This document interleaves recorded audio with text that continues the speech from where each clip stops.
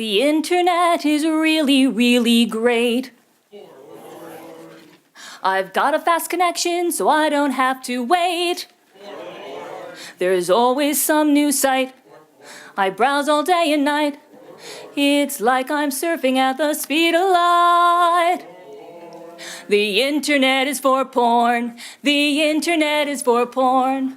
Why you think the net was born? Porn, porn, porn.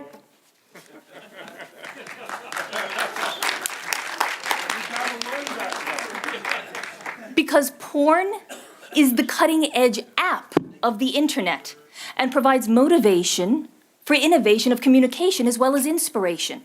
You see, pornography keeps the internet free. We humans are hardwired for sex and communication. Communication transfers knowledge.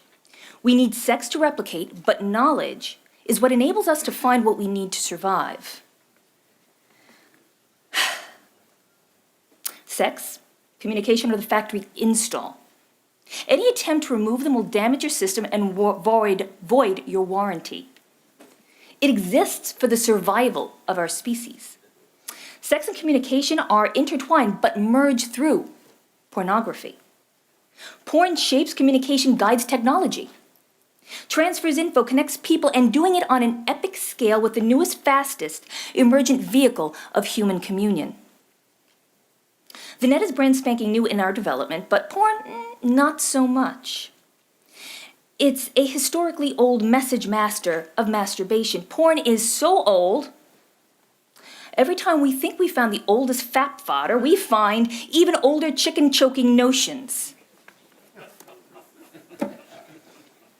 Porn is older than any one form of mass communication. And then we have the modern internet as we know it. Whichever new technology porn gloms onto is the technology that will prevail. We invented the camera. We immediately took dirty photos. Know what I mean, eh? We moved into moving pictures, and guess what we filmed? The net is no different. Porn is the early adopter. It doesn't need tech to be proven or perfected. Often it is because a technology or platform is going unused that entices the XXX, becoming the outlet away from prying eyes. Invite only. Welcome back, my friends, to the show that never ends. We're so glad you could attend. Come inside, come inside. Some of our first websites were built by and dedicated to mistresses, hookers, erotic writing, and art. The general population didn't have the skill or the impetus to learn code, but the adult crowd did because they're nerds. Like in the suicide girl world. Notice that? AV nerds. The adult audience establishes itself, bringing people with it. Nothing attracts a crowd like a horny crowd. Wankers are the first audience consumer, willing to part with resources, making it safe for non-wankers to follow their lead. Without lube. Some of the most innovative sites today are adult. We Whip Ass enables members to communicate in real time along with other socially networky things, but also acts as a marketplace for physical and digital goods. It's an interactive media-rich art gallery, virtual performance space, town hall, and marketplace, all in one, without having to keep it wholesome. We realized sex sells. We sell the privilege of indulging in the things available nowhere else and the privacy of our own home. We're willing to send money to strangers for the opportunity. And what if it's a scam? Unlike a regular business, few are willing to complain, and that invites taking a chance, learning from failure as well as success, building from scratch, but also engaging in social learning by watching others and building upon their successes. Porn pushing boundaries of free thought and free enterprise in a place with no physical boundaries. Yet we desire more. Demanding it by our persistence and tinkering, we got digital cameras with increasing pixels to better document ourselves in flagrante. We wanted to speak to each other face to crotch.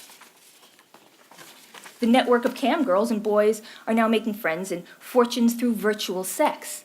With that platform tested, We now apply it to virtual meetings. We wanted faster loading, better image quality to aid us in our stroke off. We needed more bandwidth. Dial-up is fun, but when you're almost done, speed counts. Porn is creating groundbreaking apps and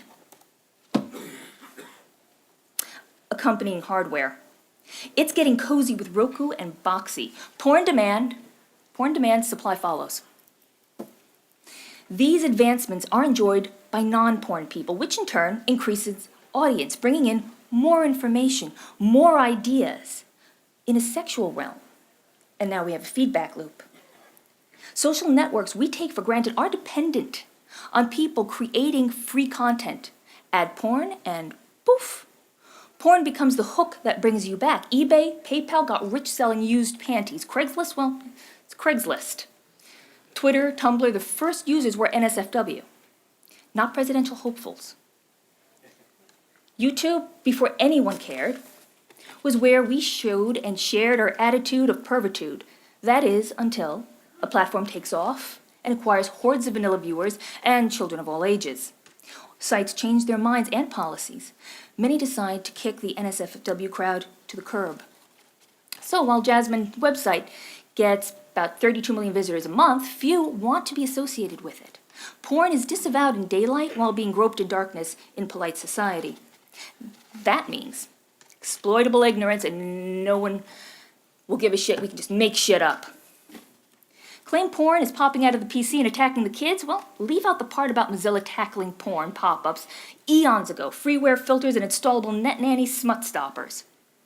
It's easier to insist everyone else go PG than parent in person.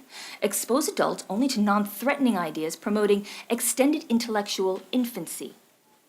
And that makes challenging the status quo a lot harder.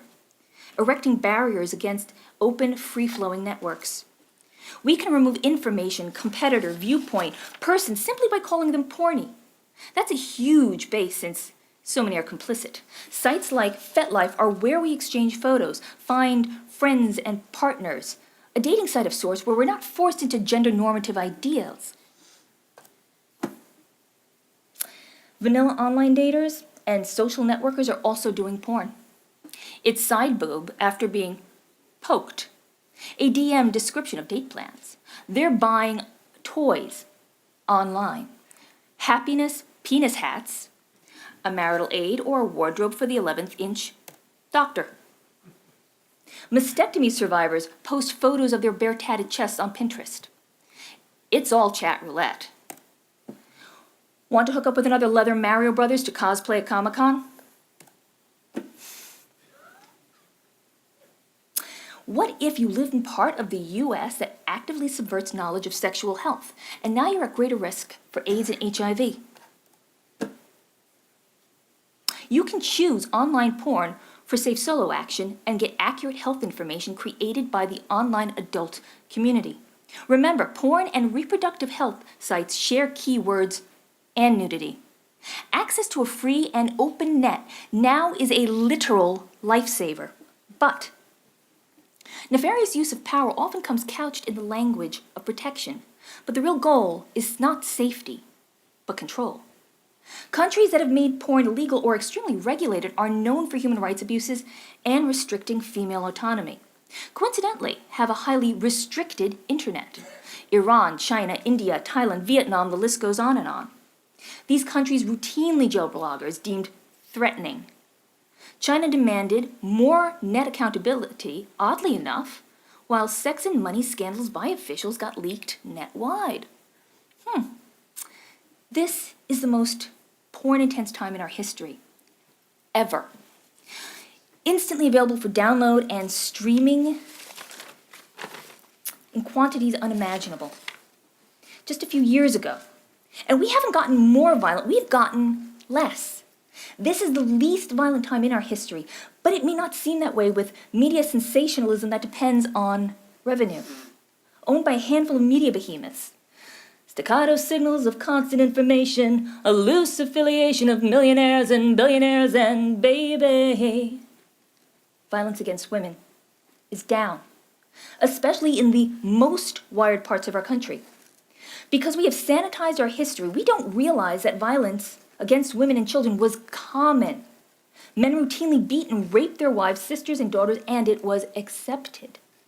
The term domestic abuse did not exist. New York, 150 years ago, had child prostitutes of both genders in vermin-infested brothels. This is the history we don't know. We need to know. We need to learn. But we need to watch. That is how we learn. Hairless apes see, hairless ape do. Our brains are packed with mirror neurons that activate when we do or see an action. We experience what other people experience. We are Deanna Troi, half betazoid, empathic, built for understanding and compassion rather than fear. Attraction to porn makes more sense than cutting us off from it, from each other, from connecting and the desire for pleasure and knowledge, allowing us to cross-pollinate information. My hashtag NSFW friends are finding out about hashtag F2C and saw my interview with @UKProgressive because Seymour Butts follows me and retweeted my post. So, hate yourself because you're too fat, flat-chested, too big-titted, your tits hang so low you can twist them into balloon animals, or you're small-dick, jabba-looking, bald, or hair-suited, so old you don't have wrinkles, you have pleats, and you've lost your car keys in them. It matters not, because someone finds you hot. There is no one type of attractive that exists or is the norm. That, like the cake, is a lie, but portal hentai is still alive. This was a triumph. I'm making a note here, huge success.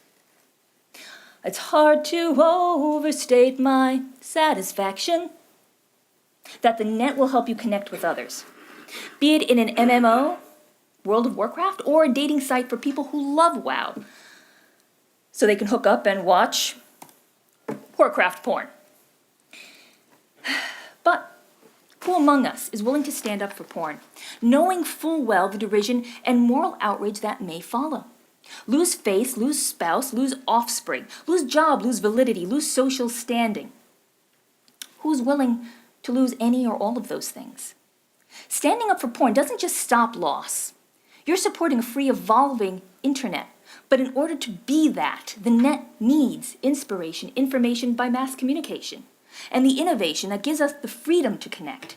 The net needs pornography because the World Wide Web needs to remain free. Thank you.